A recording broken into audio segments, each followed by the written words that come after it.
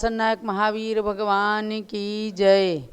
परम पूज्य गणिनी प्रमुख श्री ज्ञानमती माता जी की जय। अभ्यात्माओं, प्रारंभ हो रही है कक्षा गोमठ सार जीवकांड की। आप सबको ध्यान देना है कि गोमठ सार जीवकांड एक ऐसा ग्रंथ है जो 60 खंडागम के सार को बतलाने वाला है और इसके माध्यम से संसारी जीव के अशुद्ध पर्यायों को 20 प्ररूपणा के माध्यम से आचार्य श्री नेमीचंद सिद्धांत चक्रवर्ती ने बताया है। आप इस ग्रंथ की 2 बार परीक्षा दे चुके हैं और अब तीसरी परीक्षा आपकी 12 मई संडे को होने वाली है। 12 मई को इसी समय 3:30 बजे से ऋषभ देव जूम चैनल पर पेपर आपका डिस्प्ले किया जाएगा और आप सब उसको भर करके सबमिट करेंगे। जैसे पहले उत्साह आपने दिखाया इसी प्रकार से जो लोग पढ़ रहे हैं, जो पारस चैनल के माध्यम से ही पढ़ रहे हैं, सभी को परीक्षा में भाग लेना है। 88 नंबर की गाथा से लेकर यानी वेद मार्गना तक 87 गाथाओं तक आपने पढ़ लिया, परीक्षा दे ली है। अब 88 नंबर की गाथा से लेकर कषाय मार्गना, ज्ञान मार्गना और संयम मार्गना तक 127 नंबर की गाथा तक 40 गाथाओं की परीक्षा का अब 3rd पेपर आपका होने वाला है, तीसरी परीक्षा। तो उसकी तैयारी करते रहें। जो पिछले प्रवचन की क्लासेस हैं वो YouTube पर भारत गौरव ज्ञानमती माता YouTube चैनल पर हैं और encyclopedia-of-jainism.com पर ऑडियो प्रवचन क्लासेस उसमें अपलोडेड हैं। तो वहाँ से आप पुनः रिवीजन करके और अपने विषय की तैयारी कीजिए। अब हम चलते हैं स्वाध्याय की ओर। सिद्धम शुद्धम पणमीय जिणिंद वर्णेमि चंद्रमकलंकम गुणरयण भूषणोदयम जीवस्य पर्वणम वोच्छम। शाश्वत तीर्थ अयोध्या की धरती पर परम पूज्य गणिनी प्रमुख श्री ज्ञानमती माता की छत्र छाया में बैठकर ये स्वाध्याय प्रारंभ हो रहा है। जीव द्रव्य की 20 प्ररूपणाओं के माध्यम से आपको अपनी पहचान करने का तरीका बताया जा रहा है। इसमें 13वीं प्ररूपणा है। 20 प्ररूपणाओं में से 13वीं प्ररूपणा जो संयम मार्गना के रूप में जानी जाती है, इसका वर्णन चल रहा है और इसमें आपने संयम का स्वरूप जाना, सामायिक का स्वरूप जाना, यानी कि सर्वप्रथम संयम का लक्षण बता करके आपको कहा कि 5 महाव्रतों को धारण करना, 5 समितियों का पालन करना, क्रोधाधिक 4 कसायों का निग्रह करना, मन वचन का रूप 3 दंडों का त्याग करना और 5 इंद्रियों पर विजय प्राप्त करना, जय करना, ये 5 प्रकार का संयम बताया। पुनः आगे चलकर संयम मार्गना पे 7 प्रकार का संयम बताया गया है। सामायिक, छेदोपस्थापना, परिहार विशुद्धि, सूक्ष्म सांप्राय, यथाख्यात, देश संयम और असंयम। ये 7 प्रकार से संयम मार्गना के अंदर असंयम को भी व्याख्यायित किया गया है।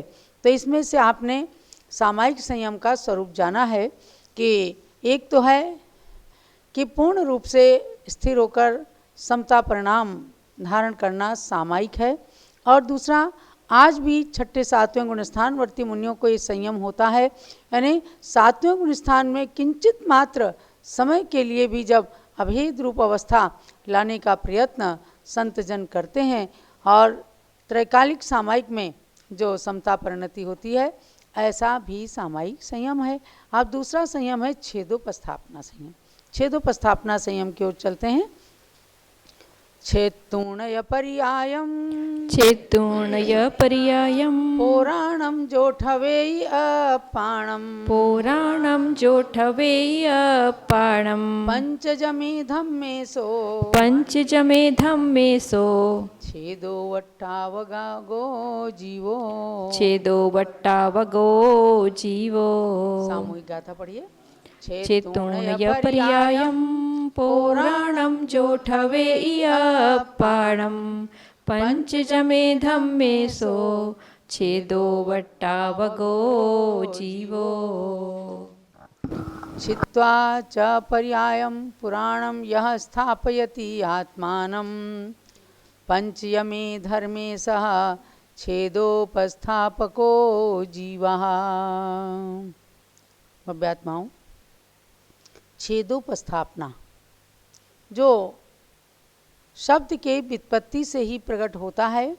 छेद माने किन्हीं व्रतों के दोष लगने पर जो प्रायश्चित आदि के द्वारा छेदन होता है, शुद्धि की जाती है और उसमें स्थित होने वाला व्यक्ति, प्राणी, मुनि छेदोपस्थापना संयम को धारण करने वाला कहा जाता है।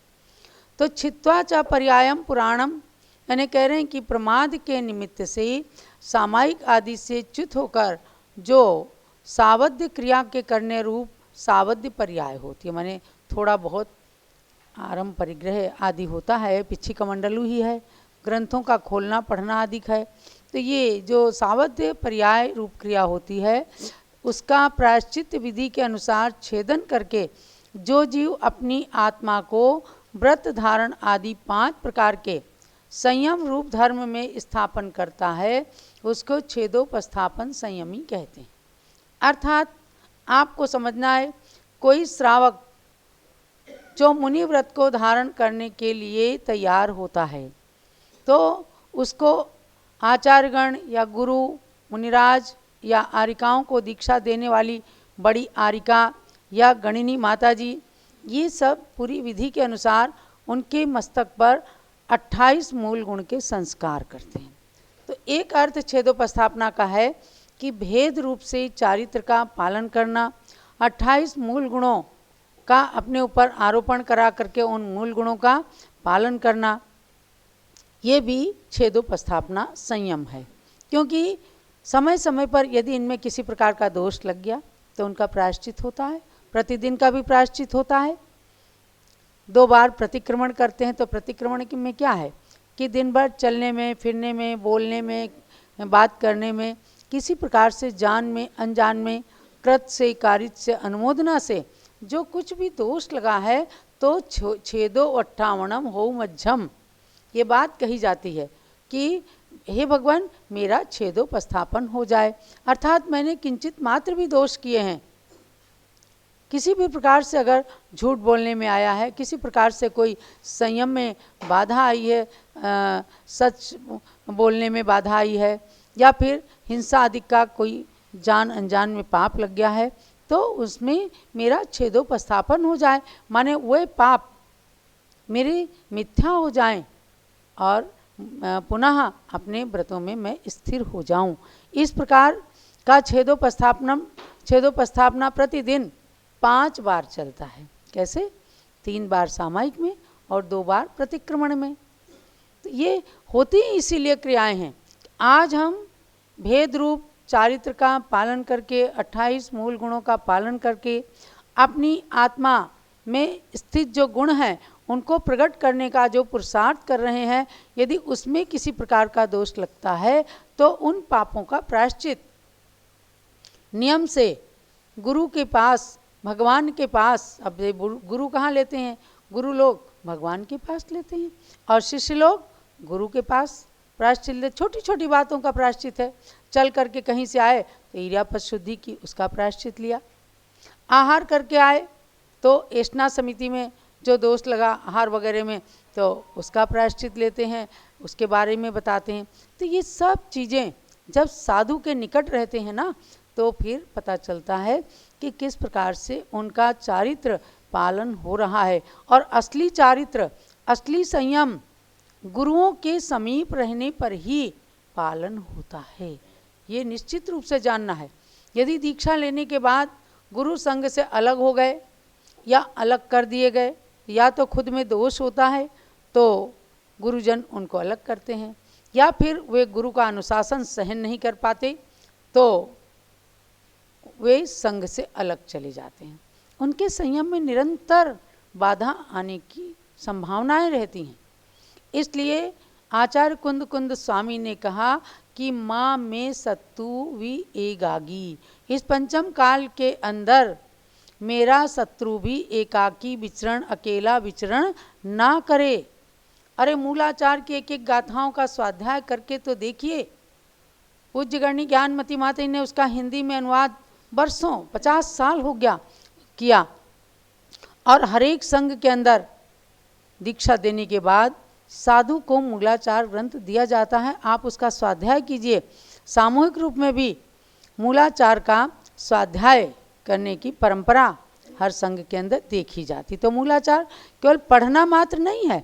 मूलाचार का मतलब है अपने मूल आचार को, अपने व्रतों का पालन करके और उस संहिता ग्रंथ के सूत्रों को जीवन में उतारना। उसी के अंदर ही तो कुंद कुंद स्वामी ने कहा कि मेरा शत्रु भी इस पंचम काल के अंदर कभी अकेला विचरण ना करे, उसके अंदर अनेक प्रकार के दोष आने की संभावना। कोई जीव जंतु काट ले, अकेले तो कमरे में अकेले रहना ही नहीं चाहिए। ज्ञानमती माता जी का तो सिद्धांत है कि 1 मिनट भी आप कमरे के अंदर अकेले मत रहो। और ये स्वयं भी 1 सेकंड के लिए कभी जीवन में 72 साल के जीवन में कभी अकेले रहे ही नहीं। किसी प्रकार की भी संभावनाएं बन सकती हैं। कभी बेहोश हो गए, कोई देखने वाला नहीं रहेगा, या किसी प्रकार की विकृति कोई स्वास्थ्य में या स्वभाव में या व्यवहार में आ रही है, तो अपनी चर्या का निर्दोष पालन करने के लिए संघ के साथ ही सारी चर्या का पालन वही निर्दोष चर्या का प्रतीक होता है।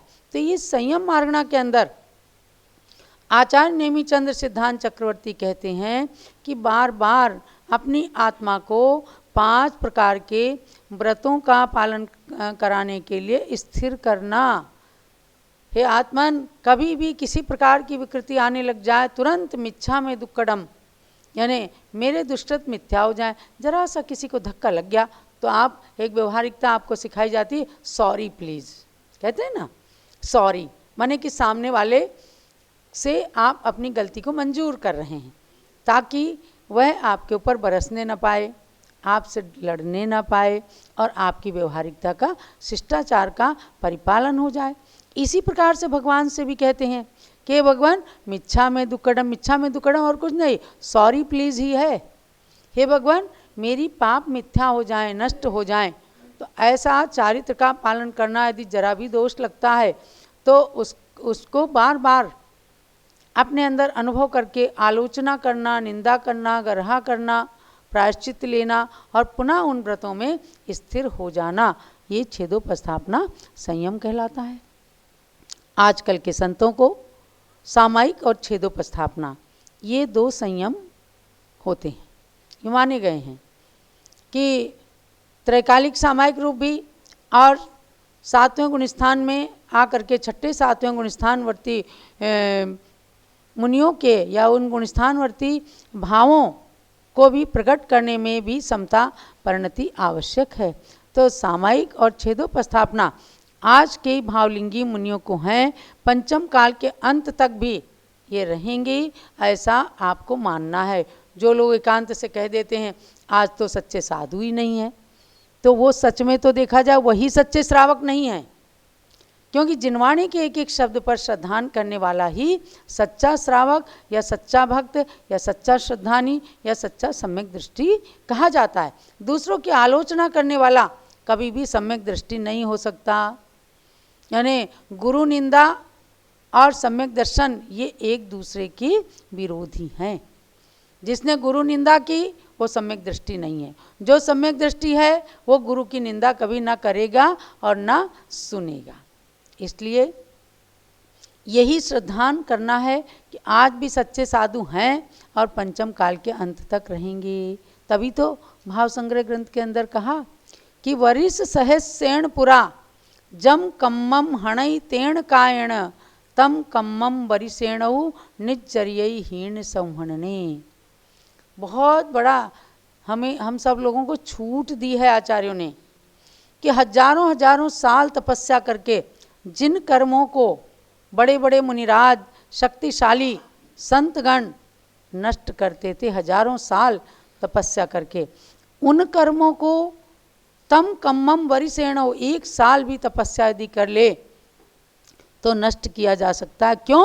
उसका लॉजिक दिया है निज जरिए हीन समण्य, कि हीन संगनन है। जब शरीर अन्न का कीड़ा बना हुआ है, हर वक्त भूख प्यास लगती है, मन चंचल है, ऐसे में भी मन को रोक करके मन वचन काय की क्रियाओं को रोक कर 24 घंटे में एक बार आहार करके अपनी क्रियाओं का पालन करके पंचम काल के शरीर से चतुर्थ काल की चर्या को पालन कर रहे हैं अगर आप सच में, तो 1 साल के अंदर आप 1000 साल की तपस्या वाले कर्मों को नष्ट कर सकते हैं। देखो Guinness book of world record में जो छोटा बच्चा है अगर 5 साल का और वो गाड़ी चला रहा है तो उसका नाम आएगा, बड़े लोगों का नाम नहीं आता, क्योंकि उनके तो लाइसेंस बनते ही रहते। कोई लड़की पायलट बन गई, उसका विशेष नाम आ जाता है। क्या आकाश में उड़ने वाली आज महिलाएं भी हो गई हैं। तो अपने पर्याय से अधिक, अपनी शक्ति से अधिक मात्रा में जो कार्य करते हैं उनके नाम लिए जाते हैं और उनके कार्य की सराहना की जाती है। इसीलिए आपके कार्य की, हम लोग आज ऐसे ही नहीं तपस्या करें, हमारे भी कमज़ोर शरीर हैं, लेकिन 28 मूल गुणों का पालन इसलिए कर रहे हैं आज इस पंचम काल के अंदर भी कि आज मोक्ष का दरवाज़ा बंद है। हम अभ्यास करते करते उस मार्ग पर जाएंगे और जब कभी दरवाज़ा खुलेगा चौथे काल में, तब हमारा भी नंबर उस गेट में प्रवेश करने का आ जाएगा। वरना आज पंचम काल में ना किसी मुनि को मोक्ष है, ना किसी श्रावक को, ना किसी आरिका को, किसी को मोक्ष ही नहीं है। पर अभ्यास करना है हमें, मोक्ष नहीं है पर मोक्ष का मार्ग है। इसलिए भव्यात्माओं, संयम मार्गणा का अध्ययन करते हुए संयम की ओर प्रवृत्ति करने का भाव जरूर बनाना, जितना भी हो सके। नहीं कुछ तो अणुव्रत धारण कर लेना, नहीं कुछ तो और आगे बढ़ने के लिए 1 प्रतिमा, 2 प्रतिमा, 11 प्रतिमा तक पालन करने की, धारण करने की भावना बनाना। तो ये हुआ छेदोपस्थापना संयम। और 7 संयम के मध्य तीसरा संयम है परिहार विशुद्धि संयम।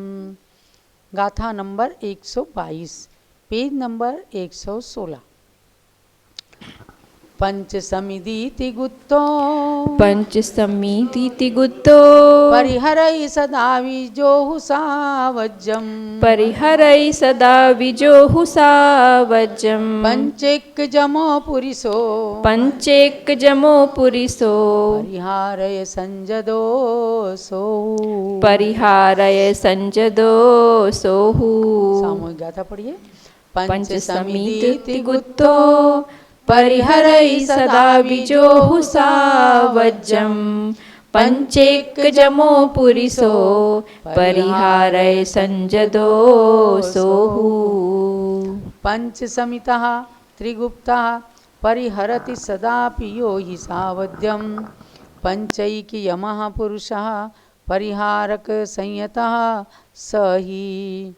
अर्थात 5 प्रकार के जो समितियां हैं, 3 गुप्तियां, 5 प्रकार की समिति कौन सी है?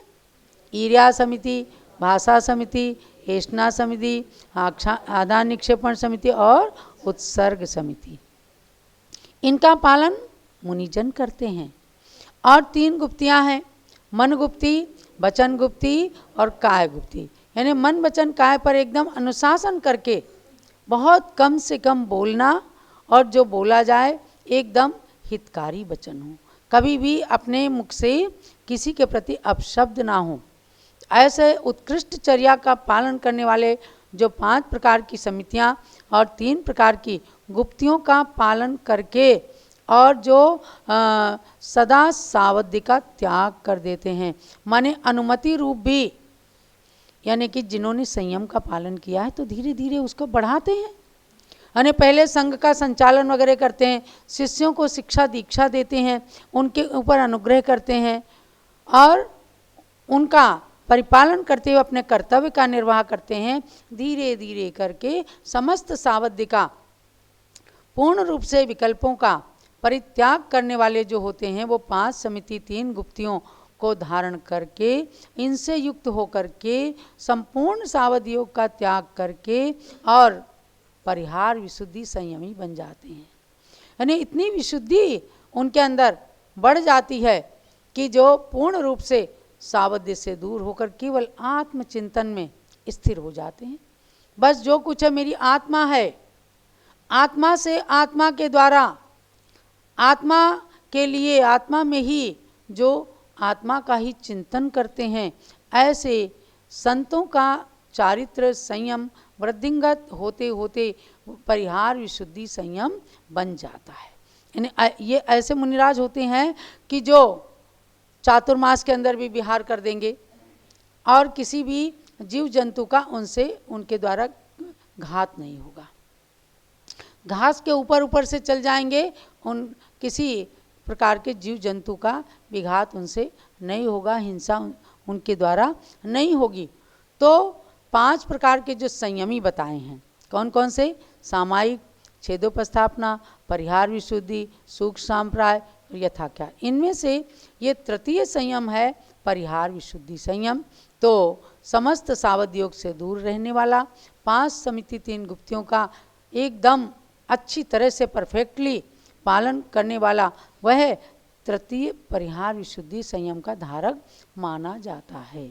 इसलिए ये जानना कि आज ये परिहार विशुद्धि संयम की योग्यता नहीं है, क्योंकि उत्तम संगणन का अभाव है, शारीरिक उतनी शक्ति नहीं है, ना उतनी सहन शक्ति है। तो सामायिक और छेदोपस्थापना इन 2 संयम में भी निरत रह करके यदि वे अपने 28 मूल गुण का परिपूर्ण पालन कर रहे हैं तो समझो कि भावलिंगी साधु हैं और आगे जाकर लौकांतिक आदि देवों का सौधर्मिंद आदि पदों को भी प्राप्त करके और आगे मनुष्य भव को धारण करके मोक्ष जाने की योग्यता उनको प्राप्त हो सकती है। तो करत करत अभ्यास की जड़ मति बने सुजान, रसरी आवत जात के सिल पर बड़े पड़े निशान। इसलिए अपने संयम को ये नहीं सोचना कि आज कोई पालन ही नहीं कर सकता, इससे अपनी आत्मा के गुण जो है अवगुण में परिवर्तित होते जाएंगे। अरे साइकिल चलाना सीखते हैं, गिरते भी हैं, पड़ते भी हैं, चोट भी लगती है, लेकिन ऐसा तो नहीं कि फिर छोड़ देते हैं, नहीं ना, करते हैं, अभ्यास करते हैं। ऐसे अभ्यास करना, गिरेंगे पड़ेंगे भी, यदि दोष भी लगेंगे तो एरलडाइट जैसा सॉल्यूशन भी आएगा। वो क्या है? प्रायश्चित। प्रायश्चित एरलडाइट सॉल्यूशन है कि जिसके द्वारा पुनः जैसे ही गुण आत्मा से अलग होने लग गए फिर उन्हें लाके चिपका दिया गया। अपनी निंदा की, गुरु से प्रायश्चित लिया तो ये जोड़ना हो गया, गुणों को आत्मा से जोड़ना हो गया। तो इस प्रकार से सामायिक छेदोपस्थापना संयम का परिपालन करते हुए पंचम काल के मुनि अपनी चर्या में स्थित रहें, और जो मुनि नहीं हैं, श्रावक हैं, गृहस्थ हैं, वे ऐसे मुनियों के प्रति हमेशा अपने श्रद्धा भाव रखें, भगवान की वाणी पर श्रद्धा रखें कि पंचम काल के अंदर आज भी सच्चे साधु हैं। और चतुर्थ काल में भी दोष लगते थे, ऐसी बात नहीं कि चतुर्थ काल में दोष नहीं लगते थे। आज के स्वाध्याय का यही सार समझना कि 7 प्रकार के संयम में असंयम और देश संयम को भी लिया है, जिसका व्याख्यान हम आगे करेंगे।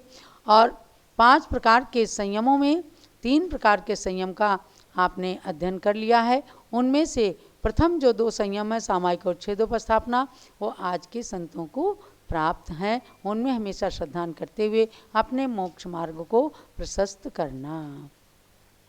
जावाणी के ज्ञान ते सूजे लोकालोक, सोवाणी मस्तक चढ़ो सदा देत हूँ धोख। हे जिन वाणी भारती तोय जपूं दिन रैन, जो तेरी शरणा गहे सो पावे सुख चैन। ज्ञानमती को नित नमो ज्ञान कली खिल जाय, ज्ञान ज्योति की चमक में जीवन मम मिल जाय।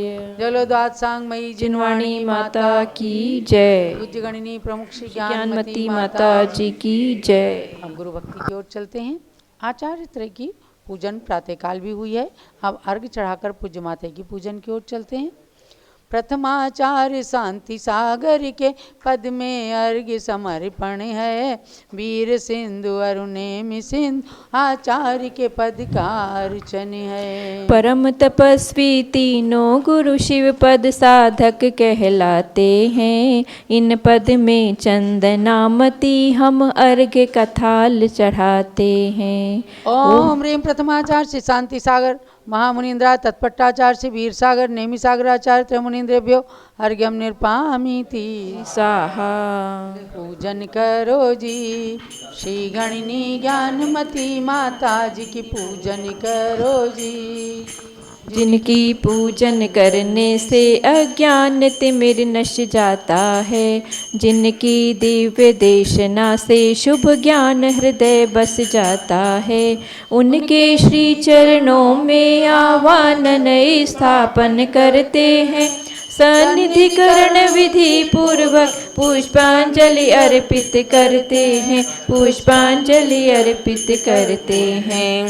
पूजन करो जी श्री गणनी ज्ञानमती माता जी की पूजन करो जी।